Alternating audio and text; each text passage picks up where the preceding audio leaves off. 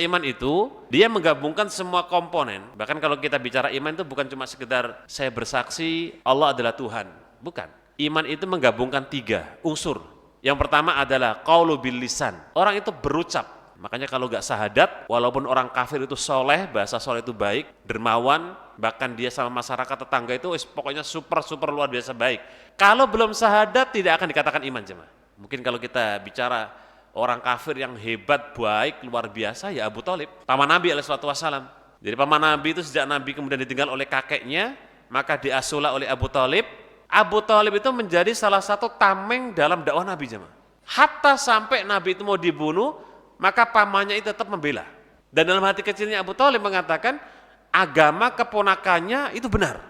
Cuma satu poinnya, tidak mau syahadat saja. Padahal amal solehnya Abu Thalib itu Masya Allah.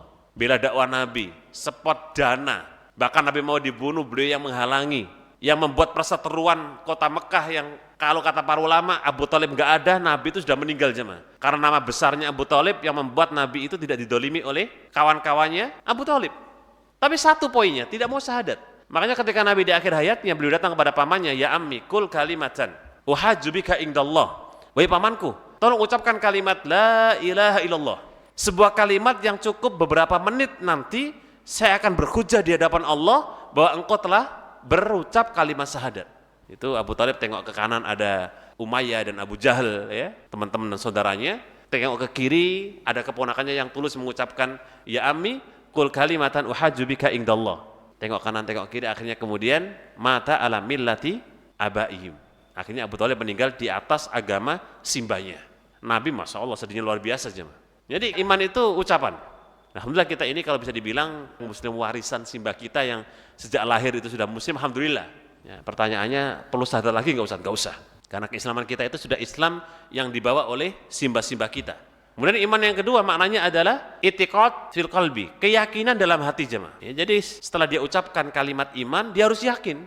Makanya kalau orang munafik, kenapa dia dikatakan munafik walaupun sudah syahadat? Karena keyakinan mereka itu nggak yakin. Dan banyak tuh buktinya, misalnya orang-orang munafik di zaman Nabi SAW, mereka itu ketemu dengan Nabi, bermuamalah, bahkan sering minta ghanimah. Ya. Jadi kalau habis perang itu orang munafik datang dia, minta ghanimah. Dan ciri-cirinya mereka itu kayak gitu tuh. Kalau datang pada Nabi habis perang, bagi-bagi ghanimah, mereka datang tuh satu persatu. Jadi mereka mengakui dalam lisannya sudah syahadat, tapi hatinya tidak. Nah ini juga na'udzubillah. Yang ketiga iman itu adalah amalu bil arkan. Implementasinya, buktinya dalam perbuatan jemaah. Nah kalau nggak ada yang ketiga ini juga bermasalah. Contoh misalnya seperti salah satu di antara orang yang kemudian pernah mengatakan di hadapan Nabi ketika membagikan harta rampasan, tiba-tiba orang ini mengatakan ya Muhammad, menyebut namanya jemaah, menyebut nama Rasulullah dengan Muhammad. Itu kata para ulama cuma ada 2 orang atau 2 tipe manusia. Pertama adalah orang yang memusuhi Nabi, yang kedua orang Badui.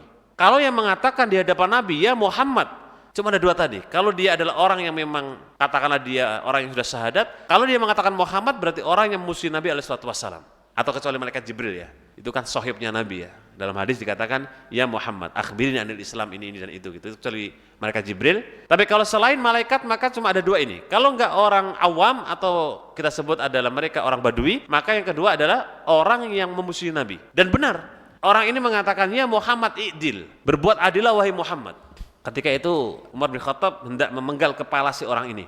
Hampir kemudian Umar memenggal kepala orang ini dengan pedang beliau karena dia lancang mengatakan bahwa Muhammad Nabi kita SAW disuruh berbuat adil jemaah. Oh bayangkan loh, di hadapan para sahabat, ya, di hadapan para penggawa-penggawa sahabat, tiba-tiba ada orang mengatakan di hadapan Nabi SAW berbuat adillah wahai Muhammad. Siapa yang bisa berbuat adil di muka bumi ini? Nggak ada.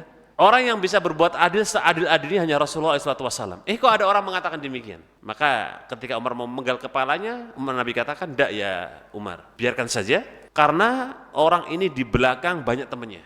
Kalau Anda bunuh orang ini, maka orang kafir, karena ini berbaju muslim Bapak Ibu ya. Dia ini berbaju masih temannya Nabi gitu, masih temannya orang-orang muslim waktu itu. Kalau Anda bunuh orang ini wahai Umar, maka orang-orang kafir akan menilai Muhammad bunuh temannya sendiri." Dan inilah cikal bakalnya pemahaman Khawarij jemaah. Cikal bakal yang disebut orang yang suka mengkafir-kafirkan pemerintah, mengkafir-kafirkan yang tidak sepemahaman. Dan dia punya teman-teman di belakang banyak. Nah mereka ini nggak mau kemudian beramal dengan Nabi, nggak mau kemudian bermuamalah dengan Nabi. Nah makanya iman itu apa? Dalam lisan dia mengatakan la ilaha illallah, masuk Islam, syahadat, kemudian dia yakin, dan kemudian apa? Perbuatan. Nah, kita kalau sudah 3 ini berarti tinggal iman kita nanti tingkatannya itu yazid atau yangkus saja. Kalau sudah 3 ini berarti iman kita kalau nggak naik ya turun jemaah. Itu aja. Posisi iman kita kalau sudah mengamalkan dan punya 3 tadi, maka kadang-kadang yazid, kadang-kadang yangkus. Sehingga kamalul iman fahuwa nihayatuhu. Kesempurnaan iman itu ada pada kesempurnaan akhirnya.